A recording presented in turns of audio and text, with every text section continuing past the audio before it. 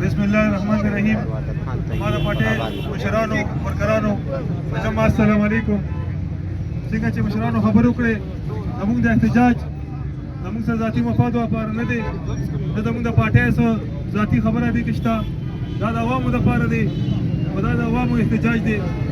څنګه چې اسد خان وي چې په کار عوامو نه دي چې دې کې موږ سره ودرېږي، د دوکاندارانو له پکار دي چې دې کې د احتجاج کې زموږ سپورټ وکړي، ځکه چې دا داسې یو ګراني ده روانه ده او دا څنګه چې د عمل په کوم سټیج دی دا تاسو مه ګڼئ چې دا سټیج به په دې سټیج نه به دا په دې ودرېږي یا به دې نه لاندې ښه به شي، دا به نور هم زیاتېږي دا به نور هم زیاتېږي. دا که وخت دا آواز موږ اوچت نه کړو، دا نورې پارټۍ که تاسو وګورئ هغه پارټۍ شته خو چونکې هغوی دا آواز اوچت نه کړو، قومي وطن پارټۍ ته خدای دا یو عزت ورکړی دی، دا یو کریډټ ورکړی دی چې د هر ظالم د هر جابر خلاف هغه روزي او هغه ودرېږي.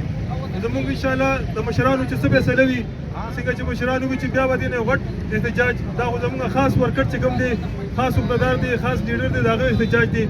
انشاءالله موږ یو عوامي احتجاج کال به ورکوي مشران، هغې کې به موږ ښیو دي چارسدي ته د خپل پښتونخوا ته چې قومي وطن پارټۍ د دې ظالم حکومت د دې بنګې خلاف ولاړه ده.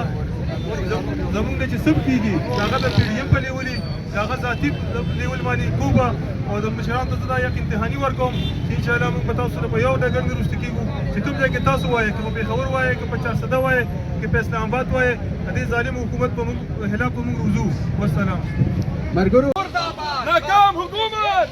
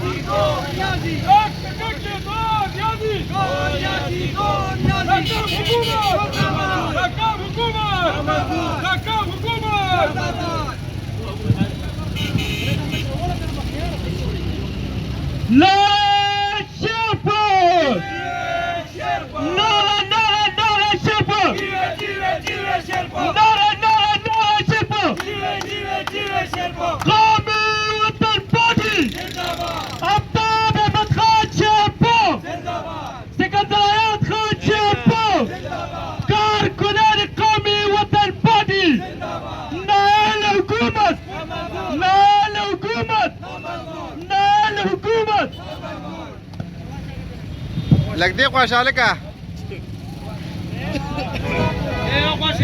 اعوذ بالله من الشیطان الرجیم. بڑی بات خدا مشرانو په واسطه سره یو څو خبرې به عرض کما. د دې نه اهل حکومت په باره کې د دې مهنګایۍ د خلاف یو داسې احتجاجي مظاهره وکړه، یو داسې کیل تورې پکې پلی کړو چې هغې دې زموږ عوامو ته وښودله چې انشاءالله تعالی الله دې پس ته دې نه خیر کړي. خو که موږ ټول ودرېدو په یو پلیټ فارم باندې نو مزید مهنګایي موږ نشو نوره برداشت کولی، نه به رانه نوره فردر راولي. خو بټ موږ به پکې دا یو کوو چې زموږ به یو اتفاق وي، یو ایډیا به وي، یو میشن به وي، یو اواز به وي، هغه به د مهنګایۍ خلاف وي.